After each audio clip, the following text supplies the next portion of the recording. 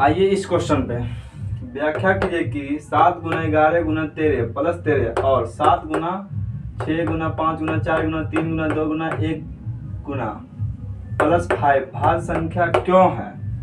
Solution 7 गुना 11 गुना 13 plus 13, तो इसमें से देखिए 13 कॉमन लेंगे, 13 कॉमन लेंगे तो 7 गुना 11 गुना इसका ई तो खत्म हो जाएगा तो ई 1 होगा, 1 गुना करेंगे तो वही आएगा और फिर प्लस 1 बचेगा। 13 गुना 11 सती 77 1 78 और फिर ये इस पे आते हैं 7 गुना ये क्वेश्चन को लिख लिए। उसके बाद इससे 5 कॉमन निकलेगा, उसके बाद गुना करके 108 और प्लस 1 आएगा, 1008 और प्लस 1 होगा। 5 गुना 1009। चूंकि दोनों को हल करने पर पता चलता है कि यह दो या दो से अधिक संख्या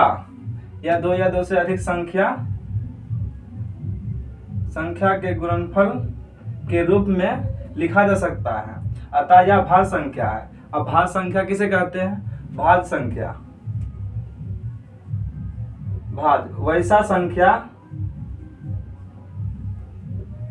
वैसा संख्या जो एक के अतिरिक्त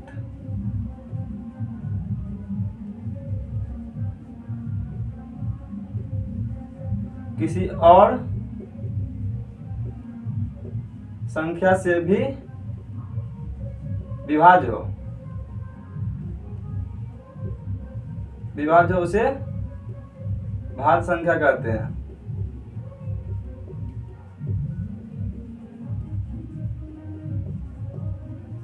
जैसे 2 4 6 8 एक के अतिरिक्त और भी किसी संख्या से विभाज्य है, इसे भाज्य संख्या कहते हैं। आइए दूसरे क्वेश्चन पे।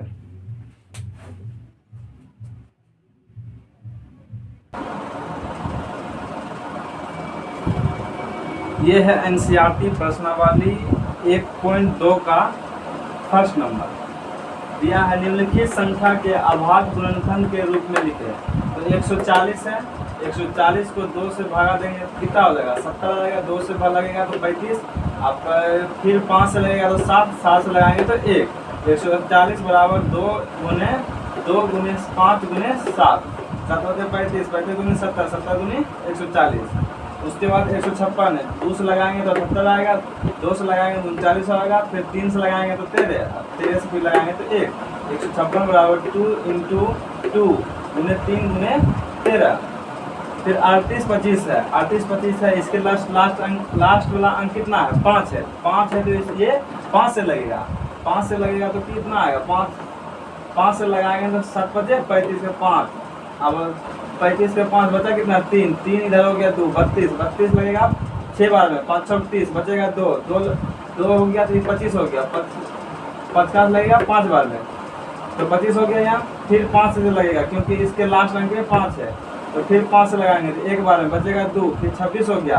5 से लगाएंगे 25 बार, 5 से लगाएंगे तो 25 लगेगा, फिर बचेगा 1, फिर 15 है तो 5 से लगाएंगे तो 3 बार में लगेगा, फिर 3 से लगेगा। 3 से कैसे लगेगा?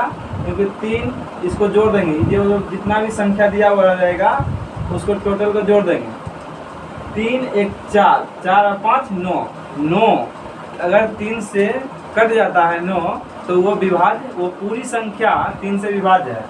तो 3 से लगाएंगे तो 5 या 15, 3 एकम 1। फिर देखेंगे 3 से लगेगा या नहीं लगेगा, तो 5 1 6, 3 के पहाड़ा में 6 है तो 3 से ये विभाज्य है, तो 3 से लगाएंगे 17 बार में, 17 से फिर 1, फिर इसका पूरा लिख देंगे, हो जाएगा।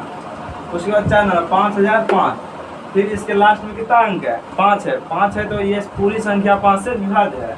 5 से लगाएंगे तो 1000